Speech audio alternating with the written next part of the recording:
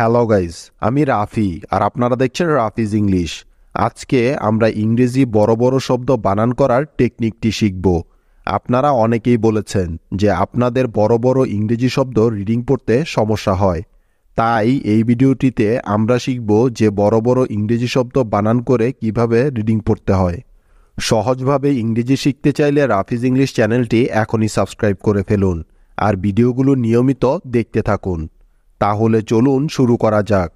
আমাদের আজকের প্রথম শব্দ বোম্বাস্টিক। এখন চলুন এই শব্দটিকে ভেঙে ভেঙে বানান করার চেষ্টা করা যাক। ঠিক আছে, যেমন এই শব্দটির প্রথমেই আছে বি, তাই বি এর পরিবর্তে নিয়ে নিলাম ব। তারপরে ও আছে, সেই জন্য নিতে হবে উকার, কারণ আমরা জানি যে উকারের জন্য ইংরেজি বানানে উ অক্ষরটাই বেশি ব্যবহৃত হয়। তাহলে বি উ অর্থাৎ ব উকারে হয়ে গেল বু। তারপরে এম আছে, যার জন্য নিয়ে নিব ম। সুতরাং ব যোগ ওকার যোগ ম একত্রে মিলে হয়ে যাবে বোম। তারপরে আবার বি আছে, তাই নিলাম ব। বি এরপরে এ আছে, তাই নিতে হবে আকার, কারণ আমরা জানি যে ইংরেজি বানানে আকারের জন্য এ বর্ণটা বসে থাকে শর্ট সাউন্ডের ক্ষেত্রে। তাহলে বি এবং এ মিলে হয়ে গেল বা, অর্থাৎ ব যোগ আকার বা। তারপরে এস আছে, সেজন্য নিতে হবে দন্তস্ব। তাহলে ব যোগ আকার যোগ দন্তস্ব একত্রে মিলে হয়ে গেল বাস, বুম বাস। এবং তারপরে আছে টি, যার জন্য নিয়ে নিলাম ট। টি এরপরে আই আছে, সেজন্য নিয়ে নিলাম ইকার, কারণ আমরা জানি যে ইকারের জন্য ইংরেজিতে আই বসে থাকে। সুতরাং টি এবং আই মিলে হয়ে গেল টি, অর্থাৎ ট যোগ ইকার টি। এবং সবশেষে আছে সি, তাই এখানে সি এর পরিবর্তে অবশ্যই নিতে হবে ক, কারণ আমরা জানি যে শব্দের শেষে সি থাকলে ওই সিটা সবসময় ক সাউন্ড দিয়ে থাকে। তাহলে ট যোগ ইকার যোগ ক একত্রে মিলে হয়ে গেল টিক, বোম্বাস্টিক। তাহলে এই শব্দটি থেকে আমরা মোট কতটি অংশ পেলাম? 3টি, তাই না? যেমন B O M bom, B A S bas এবং T I C tic, bombastic. সুতরাং এই শব্দটির উচ্চারণ হবে বোম্বাস্টিক। ঠিক আছে, মনে থাকবে তো? বোম্বাস্টিক অর্থ হলো বোমাবাজি। দেখলে তো বন্ধুরা, কত সহজে তোমরা এত বড় একটি শব্দ বানান করে ফেলেছ। আশা করি এভাবে সবগুলো শব্দ দেখে দেখে প্র্যাকটিস করলে তোমাদের রিডিং নিয়ে আর কোনো সমস্যাই থাকবে না। তাহলে চলো পরবর্তী শব্দে যাওয়া যাক। নেক্সট শব্দটি দেখো, বোহেমিয়ান। এবার চলো এই শব্দটিকে বানান করা যাক। যেমন এই শব্দটির প্রথমেই পেলাম বি, তাই বি এর পরিবর্তে নিয়ে নিলাম ব। বি এর পরে উ আছে, যার জন্য নিতে হবে ওকার। তাহলে বি এবং উ মিলে হলো বু, অর্থাৎ ব উকার বু। তারপরে এইচ আছে, সেজন্য নিয়ে নিলাম হ। এইচ এরপরে ই আছে, যার জন্য নিতে হবে একার, কারণ আমরা জানি যে ই এর শর্ট সাউন্ড একার হয়। তাহলে এইচ এবং ই মিলে হয়ে গেল হে, অর্থাৎ হ একার হে, বু হে। তারপরে এম আছে, সেজন্য নিয়ে নিব ম। এম এরপরে আই আছে, তাই নিতে হবে ইকার, কারণ ইকারের জন্য ইংরেজি বানানে আই বর্ণটা ব্যবহার করা হয়। তাহলে এম এবং আই মিলে হলো মি, অর্থাৎ ম ইকার মি, বু হে মি। তারপরে এ আছে, যার জন্য নিয়ে নিলাম আকার। এবং সবশেষে এন আছে, তাই নিতে হবে দন্তন্য। তাহলে এ এবং এন মিলে হয়ে যাবে আন, অর্থাৎ আ যোগ ন হয়েছে আন, বুহেমিয়ান। সুতরাং এই শব্দটি থেকে আমরা মোট 4টি অংশ পেলাম, তাই না? যেমন বি উ বু, এইচ ই হ্যা, এম আই মি এবং এ এন আন। সবগুলো অংশ একত্রে মিলে হলো বুহেমিয়ান। কি বুঝতে পেরেছ তোমরা? খুব সহজ না? বোহেমিয়ান অর্থ হলো ভবঘুরে বা উড়নচণ্ডী। কি মনে থাকবে তো? নেক্সট শব্দটা হলো ডিভিনিটি। এই শব্দটির প্রথমেই আছে ডি, তাই ডি এর পরিবর্তে নিয়ে নিলাম ড।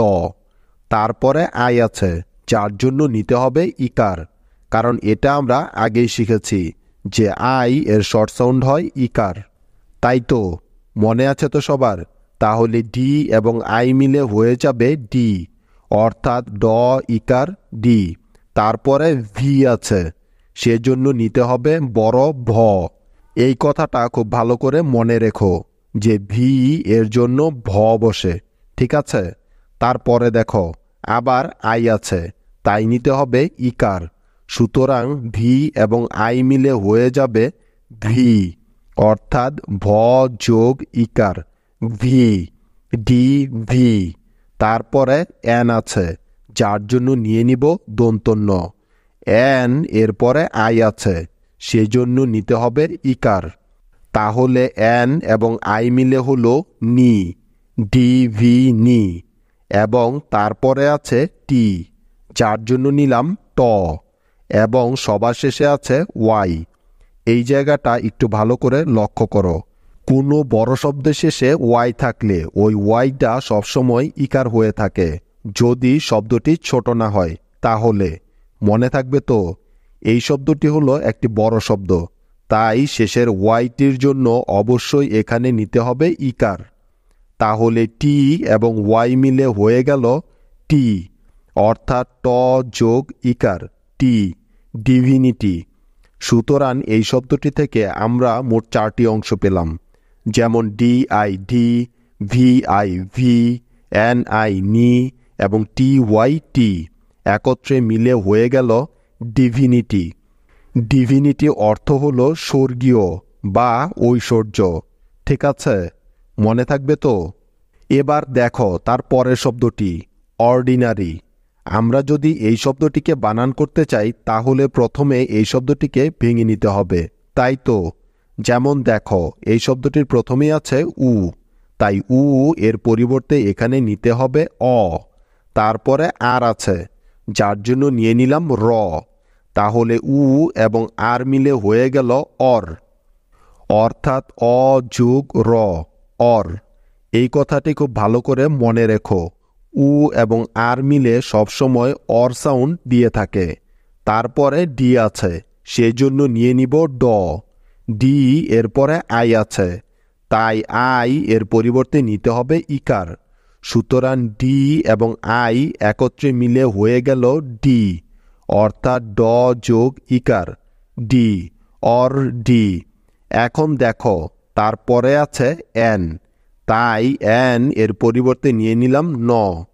তারপরে এ আছে, যার জন্য নিয়ে নিব আকার। তাহলে এন এ মিলে হলো না, অর্থাৎ ন যোগ আকার না, অর ডি না। তারপরে আবার আর আছে, তাই আবারও নিয়ে নিলাম র। এবার খেয়াল করো, সবার শেষে ওয়াই আছে, সেজন্য ওয়াই এর পরিবর্তে এখানে অবশ্যই নিতে হবে ইকার। কারণ কি? কারণ এই নিয়মটা আমরা বারবার শিখেছি যে ইংরেজি বড় শব্দের শেষে ওয়াই থাকলে সেই ওয়াইটা সবসময় ইকারের কাজ করে। তাহলে আর এবং ওয়াই মিলে হয়ে গেল রি, অর্থাৎ র যোগ ইকার মিলে হয়ে গেল রি, অর্ডিনারি। তাহলে এই শব্দটি থেকে আমরা মোট 4টি অংশ পেলাম, যেমন O R or, D I di, N A na এবং R Y ri, ordinary. Ordinary অর্থ হলো সাধারণ বা সামান্য। কি মনে থাকবে তো সবার? বুঝতে পেরেছ? তাহলে পরবর্তী শব্দে যাওয়া যাক। শব্দটি হলো বিবলিক্যাল।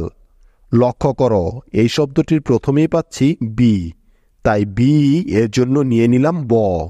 তারপরে আই আছে, যার জন্য নিয়ে নিব ইকার, কারণ আমরা জানি যে আই এর শর্ট সাউন্ড ইকার হয়। সুতরাং বি এবং আই মিলে হয়ে যাবে বি, অর্থাৎ ব ইকার বি। তারপরে আবার বি আছে, তাই আবারও নিলাম ব। তাহলে ব যোগ ইকার যোগ ব একত্রে মিলে হয়ে যাবে বিব। তারপরে এল আছে, সেজন্য নিলাম ল।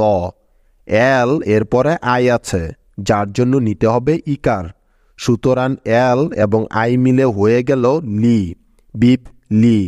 এখন দেখো তারপরে আছে সি, তাই সি এর পরিবর্তে এখানে নিতে হবে ক, কেননা আমরা জানি যে সি এর পরে এ থাকলে ওই সিটা সবসময় ক এর মতো উচ্চারিত হয়, তাই তো।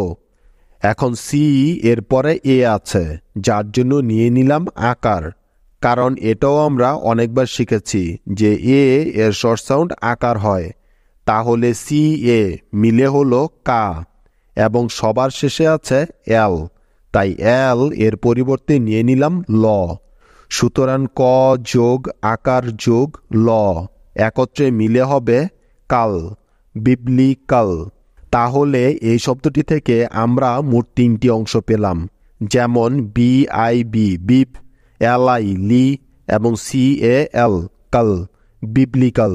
বিবলিকাল অর্থ বাইবেলে উল্লেখিত বা বাইবেল সম্বন্ধীয়। বোঝা গেল? মনে থাকবে তো? দেখলে তো বন্ধুরা কত সহজে তোমরা এত বড় বড় ইংরেজি শব্দগুলো বানান করে রিডিং পড়ে ফেলতে পেরেছ। এভাবে এই ভিডিওগুলো দেখে দেখে নিয়মিত প্র্যাকটিস করলে তোমরা খুব দ্রুতই যে কোনো ইংরেজি শব্দ অনর্গল রিডিং পড়ে ফেলতে পারবে, কোনো সমস্যাই হবে না। এমন অসংখ্য ভিডিও এই চ্যানেলে দেয়া আছে, চাইলে প্লেলিস্ট থেকে দেখে নিতে পারো। এবার তোমাদের হোমওয়ার্ক দেওয়ার পালা।